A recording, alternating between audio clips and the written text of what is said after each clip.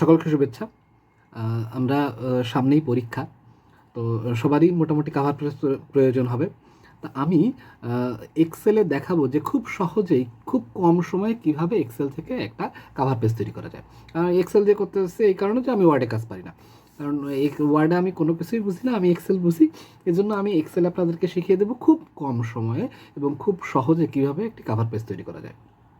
তাহলে স্ক্রিনে আপনারা দেখতেই পাচ্ছেন লেখা আছে যে কাভার পেজ তৈরি করার আগে কী কী প্রয়োজন।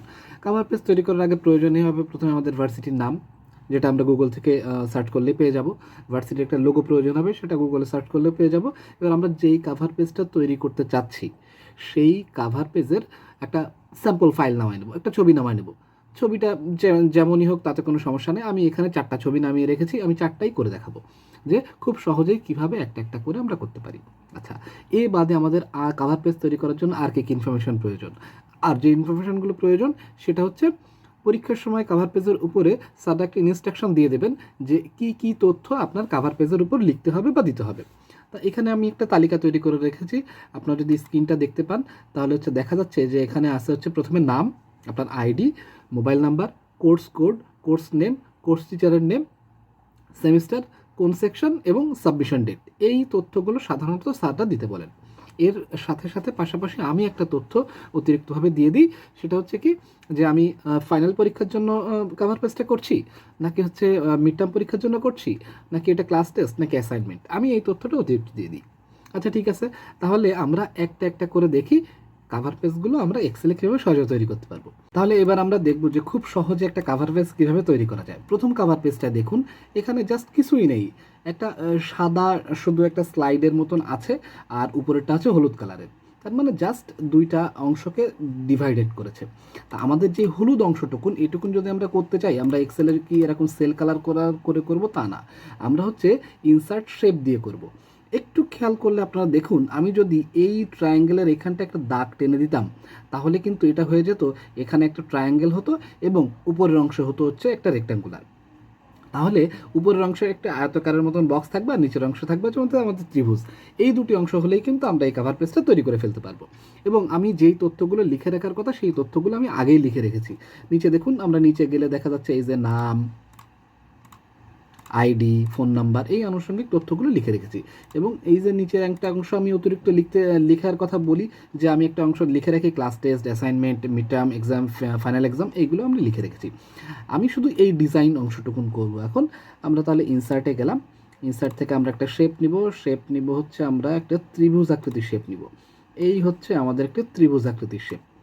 এই ত্রিভুজ আকৃতির শেপটাকে আমরা প্রথমেই কালার করে ফেলি, যেটা হচ্ছে কি কালারের আছে, এটা হচ্ছে হলুদ কালারের আছে। তাহলে শেপ দিয়ে আমরা করে ফেললাম হচ্ছে এই হলুদ কালারের। এটা আউটলাইনের আমার প্রয়োজন নাই, দিয়ে দিলাম নো আউটলাইন। ত্রিভুজটাকে আমার একটু উপর থেকে জাস্ট মিরর শেপে নিয়ে আসলাম। এবার দেখুন, এই যে নিচের অংশে যেমন রেক্ট্যাঙ্গুলার এই যে আড়াআড়ি আছে, আমার এখানেও কিন্তু তেমন একটা আড়াআড়ি আছে। এবার এই অংশটুকুনের জন্য আমার প্রয়োজন হবে কি, এই অংশটুকুনের প্রয়োজন হবে হচ্ছে আমার আয়তকার একটি শেপ। আমি ইনসার্টে গেলাম, আবার এই যে কোনো একটা আয়তকার শেপ নিলাম, এখানে আগে শেপটা দিয়ে নিই, তারপর ওটা সাইজ কমানো বাড়ানো যাবে। এই হচ্ছে দিলাম। আমার আউটলাইনের কোনো প্রয়োজন নয়, নো আউটলাইন দিয়ে দিলাম। এবার আমার এটা কালার কী হবে, কালার হবে হচ্ছে হলুদ কালার, দিয়ে দিলাম। এবার এটা এবং এটা যদি আমি একটু টেনে একসাথে করে দিই তাহলে একটু দেখুন তো, এই কাভার পেজ এবং এই কাভার পেজের ভেতর আমাদের কোনো পার্থক্য আছে কি না? আচ্ছা ঠিক আছে, খুব সহজেই কিন্তু আমরা এই কাভার পেজটা তৈরি করে ফেললাম। এবার আমাদের যে অংশটুকু প্রয়োজন হবে সেটা হচ্ছে ভার্সিটির নাম। আমরা এখানে ইনসার্ট দিলাম, ইনসার্ট পিকচার, এখানে এই যে আমাদের ভার্সিটির নামটা দিলাম, নাম চলে আসলো। এই যে দেখুন, এখান থেকে আমি একটু ছোট বড় করে দেই, এই যে বড় করে দিলাম। এটা হচ্ছে আপনার উপর ডিপেন্ড করবে আপনি কতটুকুন বড় দিতে চাচ্ছেন, কতটুকুন ছোট দিতে চাচ্ছেন, তেমন কোনো সমস্যা হবে না।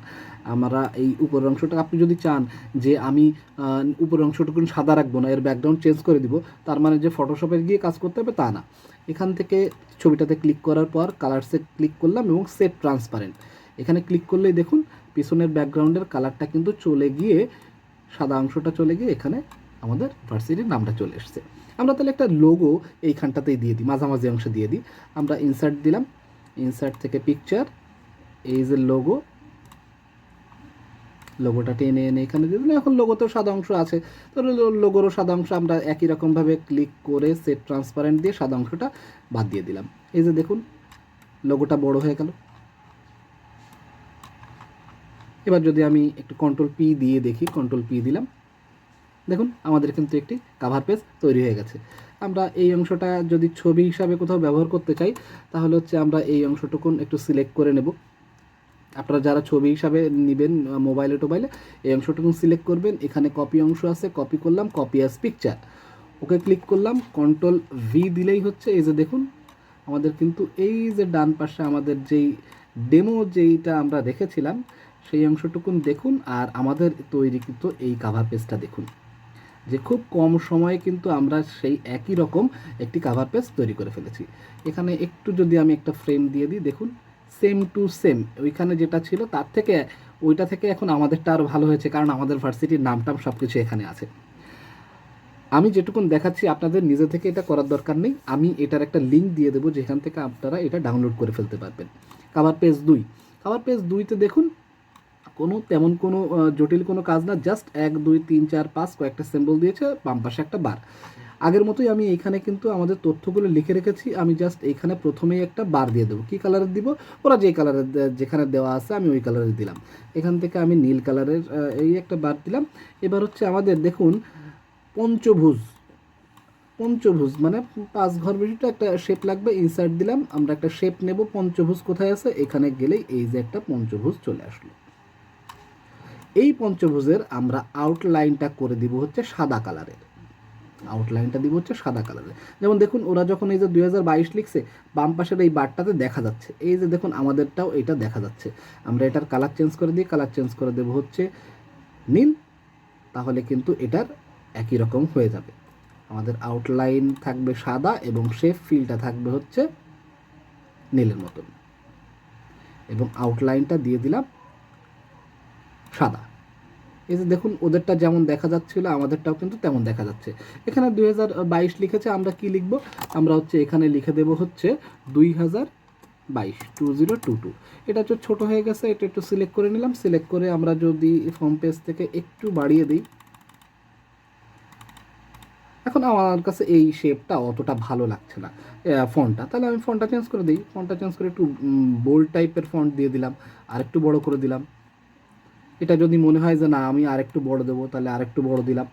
এটা হচ্ছে আপনি যখন নিজে থেকে ডিজাইন করবেন আপনার উপর ডিপেন্ড করবে। এবার দেখুন এই যে সেম জিনিসই কয়েকটা কয়েকটা ওরা বিভিন্ন জায়গায় নিয়ে রেখেছে, তা আমরা সেম জিনিসটাই কপি করব এবং এখানে পেস্ট পেস্ট পেস্ট করব। এখানে যেহেতু আমাদের লেখার কোনো কিছুই প্রয়োজন নেই, তার মানে এই অংশগুলো আমি ডিলিট করে দিলেও আমার কোনো সমস্যা হচ্ছে না। এবার এটা একটু একটু ছোট বড় করে দিতে হবে। আমি এইগুলো একটু ছোট ছোট করে এখান থেকে এটা এই সাইজের দিলাম, এখান থেকে এটা একটু বড় থাকলো, এটা কপি করে এখানে আবার একটু পেস্ট করে এটা আবার একটু ছোট করে দিলাম। আপনি চাইলে আরও কয়েকটা এখানে এখানে দিতে পারেন, এটা হচ্ছে আপনার উপর ডিপেন্ড করতেছে আপনি কেমন কেমন শেপ চাচ্ছেন তেমন করে। এই বাম পাশে আবার 3টা আছে, তাহলে আমি এখানে কপি করে নিলাম। আমি এখান থেকে 1 2 3 একবারে 3টা দিলাম। এইটা একটু বড় দিলাম, এইটা দিলাম হচ্ছে আরেকটু ছোট, এবং এটাও দিলাম হচ্ছে আরেকটু ছোট।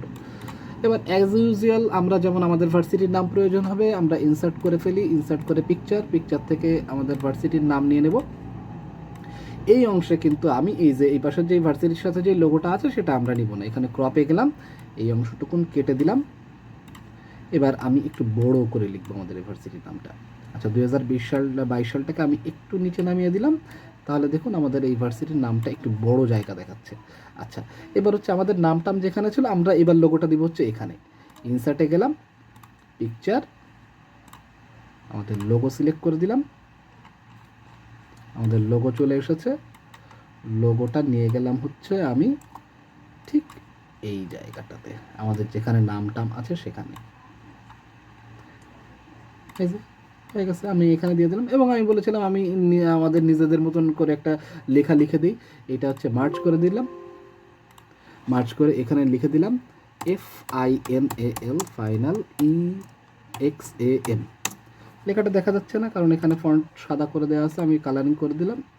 এবার যদি এটাকে আমি বড় করি, ফাইনাল এক্সাম, আমি যদি এই জায়গাটা অন্য কোনো কালার করতে চাই, এই যে এইটার মতো আমি একটা কালার দিয়ে দিব এইখানে, যাতে এখানে এবং এখান থেকে যদি সাদা কালার হয় তাহলে মনে হয় ভালো দেখা যায়। আচ্ছা, এই জায়গাটাতে একেবারে শেষ জায়গায় এইখানে আরেকটা অপশন এখানে জুড়ে দিই ওদের লোগোর মতন করে।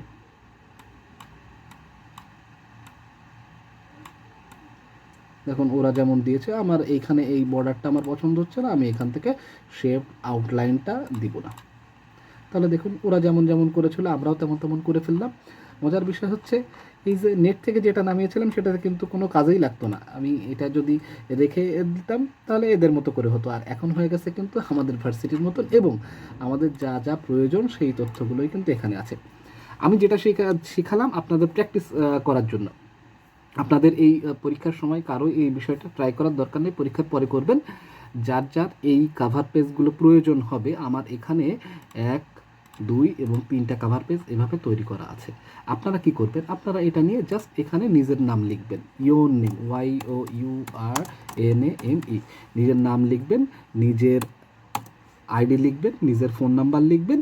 এবার এই জায়গাটায় একটা মজার অংশ দেখাই আপনাদের, শুধু এই 3টে তথ্য লিখলেন। এরপরে যখন আপনি সাবজেক্ট কোডটা সিলেক্ট করবেন, দেখুন এখানে আমাকে ড্রপ ডাউন করে দিয়েছি, এখানে যতগুলো সাবজেক্ট আমাদের এই সেমিস্টারে অফার করা আছে সবগুলো সাবজেক্ট এখানে আছে। যেমন হচ্ছে ইসিও 522 দিলেই কিন্তু এখানে ম্যানেজারিয়াল ইকোনমিক্স চলে আসছে, এবং আমাদের হামিন আফসারি নিচ্ছেন সেইটাও এখানে অটোমেটিকলি চলে আসছে। আমি যদি আমার কোনো সাবজেক্টের করি, যেমন আমার এবার হচ্ছে ফিন 533 আছে, ফিনান্সিয়াল ম্যানেজমেন্ট, আমাদের শরীফুল স্যারের নামও কিন্তু এখানে চলে এসেছে। তার মানে এখানে যদি আপনি যে কোনোটা সিলেক্ট করবেন সেটাই কিন্তু এখানে ওই তথ্যটা চলে আসবে। আচ্ছা, এবার এখানে স্প্রিন্ট 2022 এটা তো চেঞ্জ করার কোনো প্রয়োজনই নাই।